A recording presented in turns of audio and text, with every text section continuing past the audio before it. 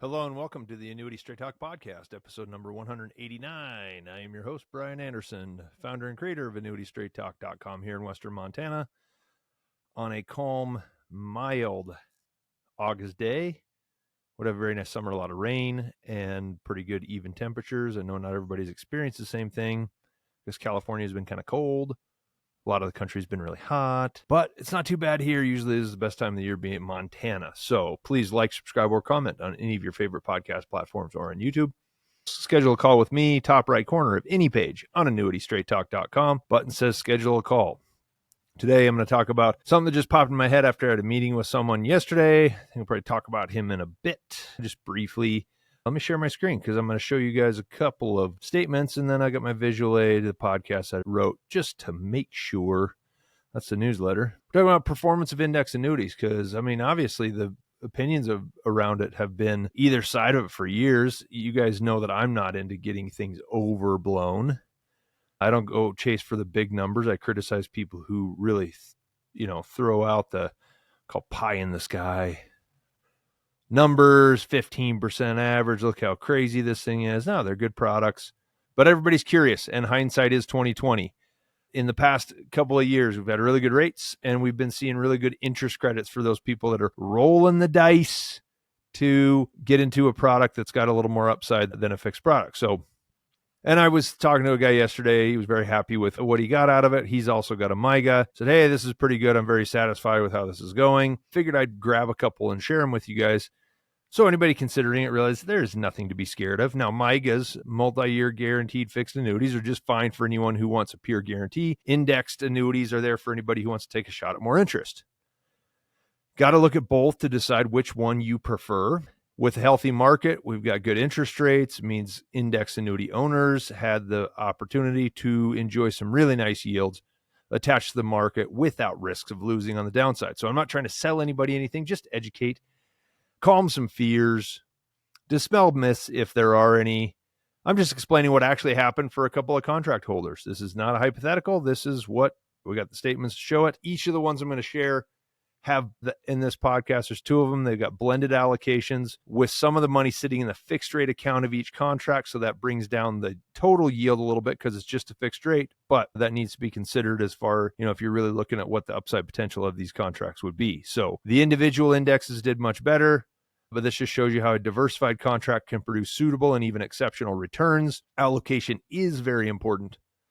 I have found that being aggressive with an index annuity will usually pay off in the long run. That's where you might, a fixed account, if you put money in the fixed account, you're sure to get more than zero because you're always going to get some interest on it. And the index account, that's what everybody worries about. Oh, what if I make it through a whole year and I get 0%? So I've seen a lot of people that have the contracts will stay conservative and keep a lot of the money, a big chunk of it in the fixed account. And then maybe, things go well and they say, oh man, I should have gone for what in the index and made. Instead, I may have made 4%. I could have made 10 or 12, whatever it is. So I call these redacted statements, but the documents are protected. You can't edit them. I don't understand why redaction is not possible with those, but maybe I'll put in requests at the companies because I'd like to share some of these things. I just had to scroll to a point where you can't see the contract number or the person or any personal information. A few weeks ago, like earlier this summer, I did one that I called my favorite fixed index annuities for growth because they're right up there at the top. And any difference between that and something else you might like is just a matter of opinion. This is just what I think, my experience of doing it. And we're going to talk about the blended performance of each contract as well as a couple of the individual indexes. So tons of potential with the cap rates and participation rates as high as they are now. So I don't have a problem recommending this to anyone who wants a stable baseline with solid upside potential. Maybe you don't want to risk the downside, but you still want to, Okay, so the first one is a Mass Mutual contract issued in November 2022. So that's the first one I'm going to look at.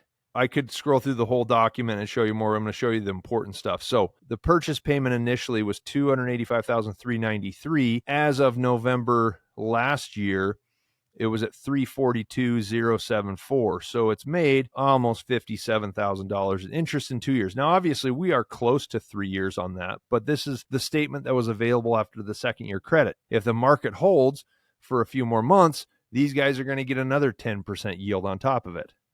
And Mass Mutual Ascend, formerly Great American, they're kind enough to actually calculate the annualized return, and they give it to us 9.41% 2 years into it. That's what it's averaging. That's going to bump up just a touch if the market holds and these guys get another really solid interest credit. So it's a 7-year contract. They'll go 5 more years without making anything. They still would have made about 3.5% on the deal if they make zero for the rest of the time. So 1 or 2 more credits, 4 years in, they're as good as a 7-year MIGA rate. Everything's gravy from here for these guys. When we started the contract, it was the 1-year declared rate. That's the fixed rate, or as of the anniversary, they've got 27% in the fixed rate, 37% in the gold index, and 36% in the S&P 500. I like this contract because it's pretty simple. It's just a couple of indexes and a cap rate. They do have participation rates on some of them as well, but it's easy to calculate, easy to see. All right. And as those contracts grew, so these guys set it in place at the beginning, decided to hold it. Hey, it did well. Let's just keep it going. No big deal. So obviously when, the gold and the S&P 500 grow higher, it's going to become a larger percentage of the allocation. But you can see down here, if you're looking at the video on my cursor, it's 4.5% was the fixed rate. They had a 12% cap on gold, which has been going nuts. And they had 11% cap on the S&P 500. This is right in the neighborhood of what you can expect to get if you bought a new contract today. Really good potential. So I like this deal. One of my favorite deals. Has been selling it for a long time. Now, if they hadn't had the fixed rate, I figured that it probably would be $10,000 or $12,000 more they would have made. That would have been nice, but you can't be upset with this. And that just kind of shows you if you want to go conservative, it's going to take off a little bit of the yield. And that's all right. But they did really well. So a Midland contract is a little bit different. I'm going to explain to you why that's the case. But that was started in June 23, and it was 253,000 started. And you can see right here on the bottom, it's kind of small. It's 287,930. So he's up about $34,000 in 2 years. On this contract, what's different about this, it's a lower yield. They don't post the annualized yield. It's up to about 13.8 or so percent from the beginning. So that's about annualized yield of 6 3/4, still well above a MIGA rate. I'm talking A+, A++ companies here. Okay.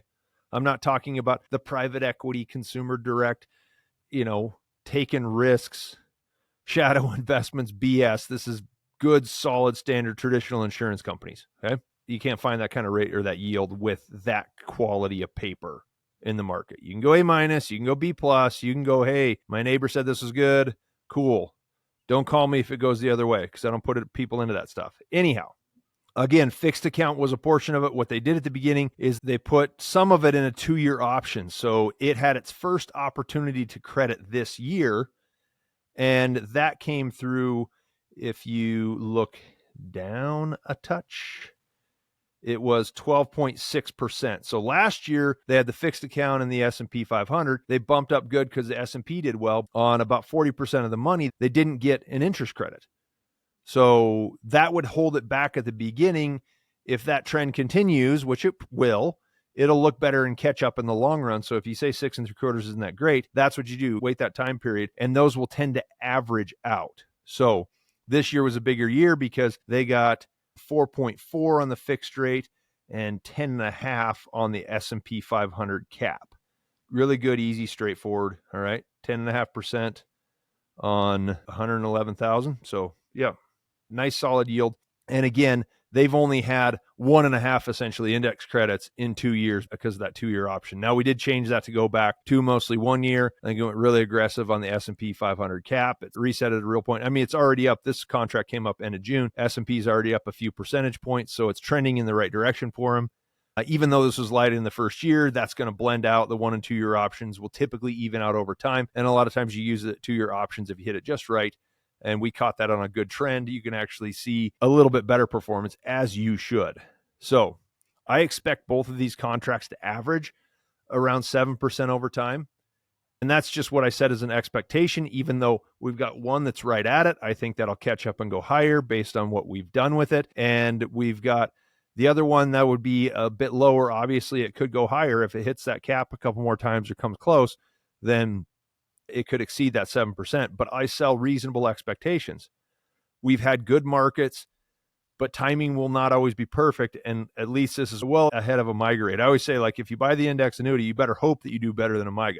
It's not to say anything bad about a MYGA. And then the other thing that's interesting is that November contract really hit the market just perfectly.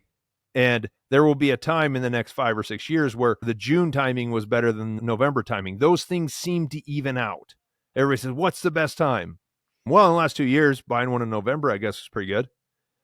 That's assuming you took the risk and put it all on the upside.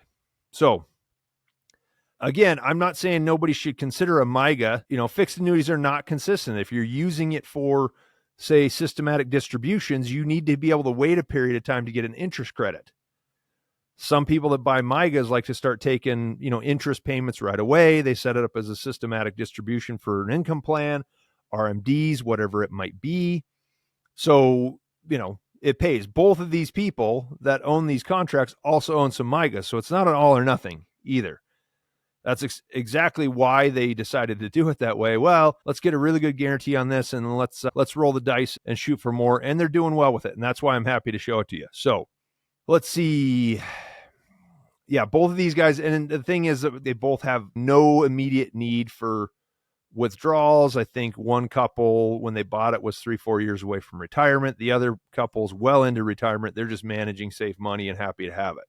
So doesn't matter, whatever you're doing, you get what works for you. I'm not trying to push in one direction or another, but I'm past the point of arguing with people who say index annuity contracts are not worthwhile. So quick sample of contracts I've seen. I got the idea yesterday. I talked to Warren. Hey, Warren, how you doing? He was quite happy. It was also kind of conservative in the first year, decided to shoot for it in the second, got 8.5% yield. That's a blend between S&P plus some safety.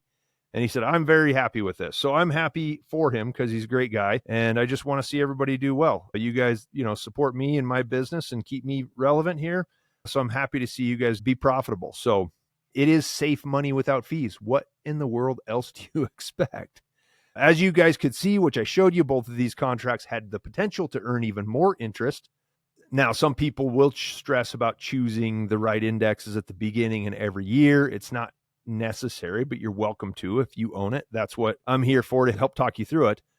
To be honest, some of the most consistent performers I've seen were blended among options. So say 4 options at 25% apiece from the beginning and never changed or changed very little.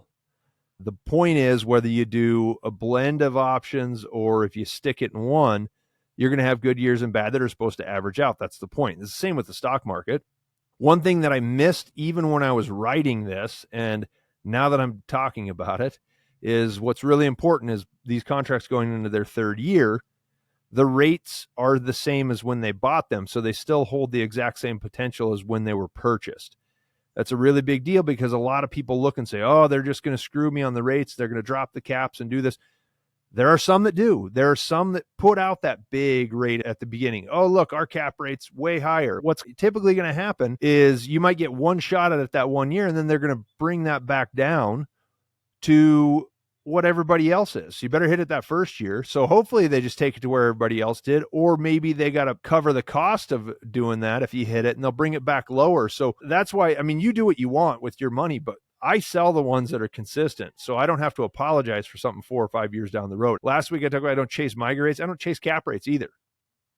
We're talking about solid companies, good track record, reputable organizations. So stick with those guys.